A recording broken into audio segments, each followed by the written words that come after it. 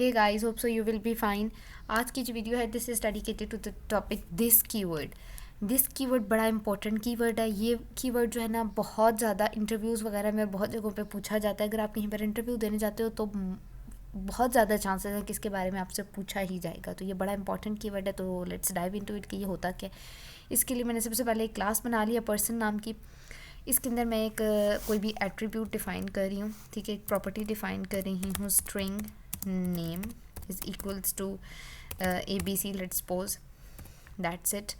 तो देखो ये एरर आ रहा है, ये इसलिए आ रहा है क्योंकि स्ट्रिंग का एस कैपिटल होता है। तो ये एरर मैं रन टाइम पे, इसलिए मैंने यहाँ पे एडिटिंग में भी एरर रिमूव नहीं कर रही हूँ। द रीज़न इसके आपको पता होना चाहिए कि एरर्स आते रहते हैं, आपने बस उनको डील करना है, आप उन्हें समझना है कि एरर क्यों आया और उसको डिलीट कैसे किया जाता है। तो नेक्स्ट थिंग इज़ मैंने एक स्ट्रिंग की क्लास बनाई। अब उसके बाद ना मैं, क्योंकि मैंने प्रीवियसली कंस्ट्रक्टर के बारे में आपको बताया हुआ है, तो यहाँ पर मैं कंस्ट्रक्टर का भी कॉन्सेप्ट दोबारा से रिवाइज़ करवाने के लिए कंस्ट्रक्टर के अंदर इसको कॉल करके बता देती हूँ, ठीक है। तो ये एक कंस्ट्रक्टर है जो कि एक पैरामीटराइज्ड कंस्ट्रक्टर है, जिसके अंदर मैं एक पैरामीटर पास कर रही हूँ। वो मेरा पैरामीटर भी स्ट्रिंग टाइप का ही होगा, ठीक है। नेम ही उसको मैं बोल देती हूँ, ठीक है। तो यहाँ पर अब मुझे अगर इस पैरामीटर को प्रिंट आउट कराना है तो मैं simple system dot out dot print line की स्टेटमेंट लिखूँगी और यहाँ पर मैं लिखूँगी दिस डॉट नेम।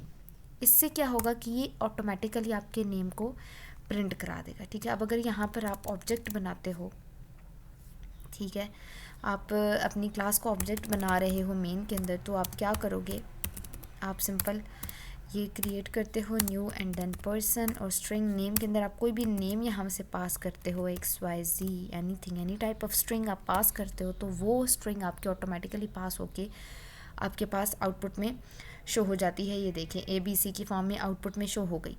कौन सी स्ट्रिंग शो हुई? अब देखो ये वाली स्ट्रिंग नहीं गई XYZ, बट ये जो हमने इस क्लास के अंदर नेम के वेरिएबल के साथ स्ट्रिंग बोली थी वो वाली स्ट्रिंग आई है। रीज़न कि दिस का जो कीवर्ड है ना वो अपनी क्लास के अंदर सिर्फ काम करता है, ठीक है। अगर यहाँ पर मैं सिर्फ नेम लिखती ना, ठीक है, तो भी यही आता है। द रीज़न इज़ कि दिस का कीवर्ड हमने जो यूज़ कर लिया ना वो सिर्फ इसकी अपनी क्लास के अंदर यूज़ होता है। अब यहाँ पर मैं एक और चीज़ बता दूँ कि ये सिर्फ और सिर्फ कंस्ट्रक्टर के अंदर नहीं, आप जब कोई ना कोई फंक्शन बना रहे होते हो तो उसके अंदर भी आप ये यूज़ कर सकते हो, ठीक है।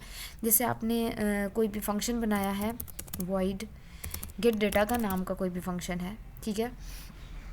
तो उसके अंदर अब अगर आपने ये कीवर्ड स्ट्रिंग का यूज़ करना है तो आप क्या लिख सकते हो, सिस्टम डॉट प्रिंट लाइन की स्टेटमेंट आपने लिखी और आप सिर्फ लिख सकते हो दिस डॉट नेम लिख लो या कोई भी लिख लो। आप दिस के थ्रू इस नेम को यहाँ पर भी कॉल कर सकते हो, ठीक है। अब यहाँ पर समझाने का सिर्फ मकसद ये है कि दिस से क्या होगा कि ये अपनी ही कॉल क्लास के पैरामीटर्स को इजीली कॉल कर सकता है। अब एक यहाँ पर चीज़ मैं बता दूँ कि कब ये दिस नहीं कॉल होता, ये दिस वाला काम कब काम नहीं करता, जब आपका एट्रीब्यूट स्टैटिक होता है, ठीक है। आप जब स्टैटिक एट्रीब्यूट यूज़ करते हो तो ये चीज़ मैंने स्टैटिक क्लास के अंदर भी बताई थी कि उसके अंदर आप सिर्फ स्टैटिक क्लास के अंदर स्टैटिक एट्रीब्यूट्स यूज़ कर सकते हो, स्टैटिक एट्रीब्यूट्स और कहीं यूज़ नहीं होते, ठीक है। तो सेम कॉन्सेप्ट यहाँ पर है कि अगर आपका एट्रीब्यूट या आपकी जो क्लास है वो स्टैटिक है तो उस केस में आपका दिस कीवर्ड काम नहीं करेगा, अदरवाइज़ ये काम करता है, ठीक है।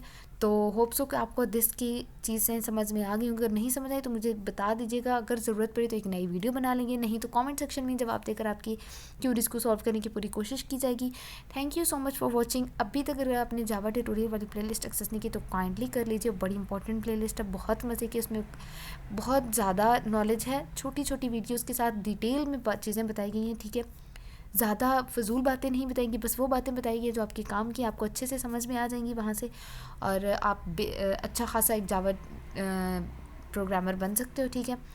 और उसके अलावा एक और ज़रूरी चीज़ कि अगर आपने अभी तक सब्सक्राइब नहीं किया तो काइंडली कर दीजिए, क्योंकि इससे आपका तो कुछ नहीं जाएगा बट हमें ज़रूर मोटिवेशन मिलती है और हमारे लिए काफ़ी हेल्प हो जाती है। So thank you so much for watching.